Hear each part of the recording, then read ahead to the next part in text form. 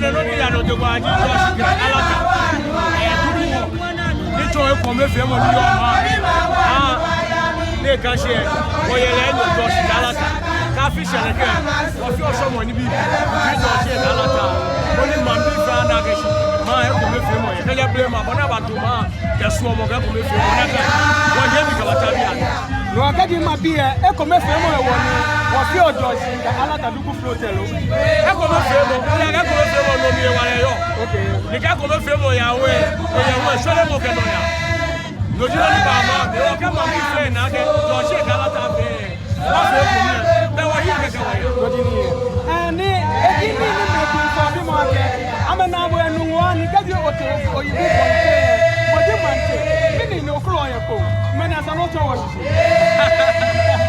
se wa je mo ma ga lo sia enu wa ma ga lo sia sia ko me wo su ko me wo na wo yi so ko la ko me wo na ke wo fe wo yo mi ko me egbe na wo yen ko ma ga lo sia no wa wo yen ma ga lo sia e wo ye no ko ko mo te ye ko ma ne ya ga je ma ga lo sia di ke wa afi ko na ga na ba di bi ko me fi o wa bi ake ke no afi ne o wa ye na ni e mo na ya le wo ye ya le no je ku so ise le wa ba da yo wa sha ke no fe no te no ko be ko ba di se no fe no ko ba di se wa e wa shi je le hi di ti fio ti no je shi ne wa ke mi se ke ne no ni wa ni se ba ya fa ba wa ye ku no fe no ni ba le fita no ya ni wa ta no wa ka ba gbe ni na kan ni won ye wo afi e o na ka lo le fa ye pe no wa ka nyo onu pe mi ni ti na di ni na fa mo ye ni lele wa ba na no go di fe okay lo le ko me ko chon ma e ya ga shi kwa ja ku ma no che le che ba je ni ka je ku mo fo ba no e wa lo le ko me ni lo le ko me ko chon ma ni ke ja gba kan ni e po ba na ke ja gba kan ni mo fe mo ba wo di ko e ma nya che le ba ko mi e o ka ma je je be ke a na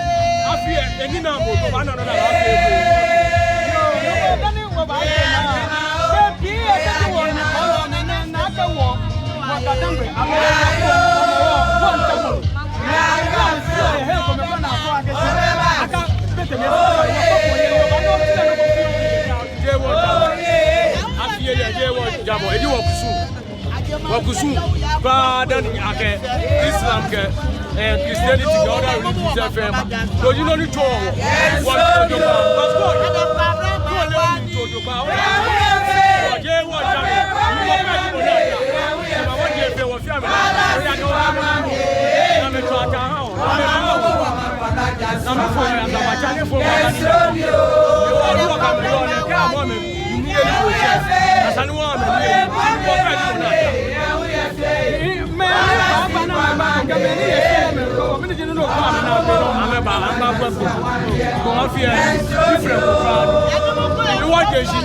no go stop you. No go stop you. When you am kata benu oba gbena. What's that view oba ye? Afini ba oba ye. Ati afiato. Ati afiato. Ati afiato.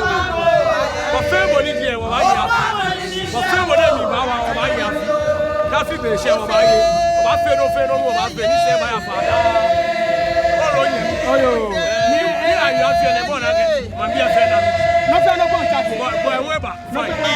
Ni ko mo ya no. No fe no ya fa. Na ga wo jira mo fe oba na no go fi o. O ga ga ye no chi ato e. Be o deny me economic power.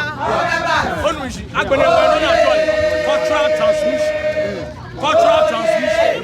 Onuji e ga gbege bi ni ba ma le mo ni afi o so a. E ga wo kusu e na aje. Onuji o kusu nko ba o la aje. Ni wele life ya opportunity bi no. Ni na ka ada continue life. And the man who was after you, a school, no for classic down. After the one, I can school be a vacation. What? Listen by a fan. Many generally a court teacher say a school be. Was sent by a fan. Was sent only when he said, she was about the Ghana Education Service. I'm a nature. Now I'm going to go to you. I'm a Gabajo, Luca, Sinamo. I'm a nature. I'm a get war. I school. What did you war? I school. Yeah, get war. I should go out. About Tinti Man, and I want to come on. I school. My friend, my passion, what you if I go, I don't value omen to the bar and worship man. I told me what it catch and you got it for FIFA. My God, you are man comes on a talent when you did that. But I don't know for so many man, or Rupa and Sham.